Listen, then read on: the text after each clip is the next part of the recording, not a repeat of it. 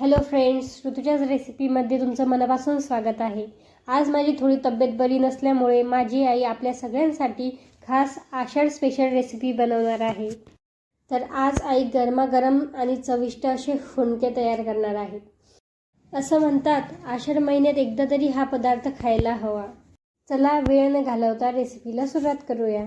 सर्वात आधी रात्रभर भिजवलेली हरभऱ्याची डाळ घ्यायची आहे। तिचं पाणी नीट निथळून घेऊन ही डाळ आता मिक्सरच्या भांड्यात घ्यायची आहे आणि जाडसर फिरवून घ्यायची।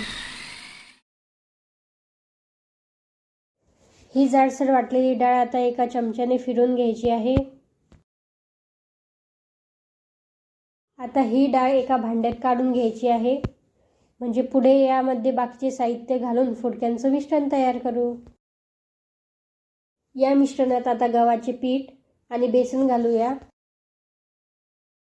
त्यानंतर एक बारीक चिरलेला कांदा, मिरचीचा ठेचा आणि धनी पावडर घालू। त्यानंतर जिरं, मोहरी, हळद आणि लाल तिखट घालू।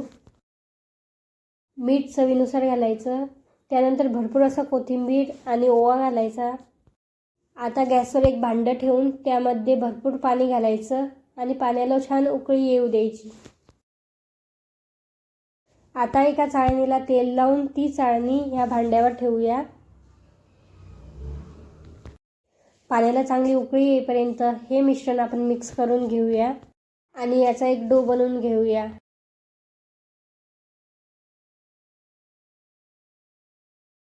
तर आपला डो तयार झाला आहे। आता याचे आपण फुनके बनवून घेऊया। त्यासाठी हातावर तेल लावून या डोचे छोटे छोटे गोळे घ्यायचे आहेत आणि हातावर असे फुनके बनवायचे।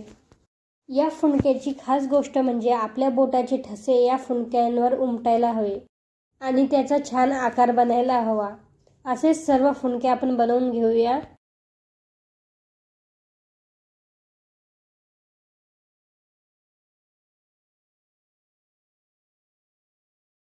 तर आपले फुनके बनवून रेडी आहेत। आता पाण्याला छान उकळी आल्यावर त्यामध्ये हे सर्व फुनके ठेवायचे। आता यावर एक झाकण ठेवून त्यावर जड वस्तू ठेवायची आणि 20 मिनिटे वाफेवर शिजवायचे। चला तर 20 मिनिटे झाले आहे। आता हे झाकण काढून घेऊ। आता आपले फुनके किती छान वाफरले आहेत। ही गरमागरम फुनक्यातून निघणारी वाफच सांगते आता खायची वेळ झाली आहे। आता गॅस बंद करायचा आणि आता ही चाळणी काढून घ्यायची। चला तर हे फुनके गरमागरम कढीसोबत सर्व करूया। आषाढ महिन्यातील माझ्या आईच्या हातची ही पारंपरिक रेसिपी प्रत्येकाने नक्की करून बघा आणि तुम्हाला जर ही रेसिपी आवडली असेल तर माझ्या आईसाठी व्हिडिओला लाईक, शेअर आणि सबस्क्राईब करायला विसरू नका।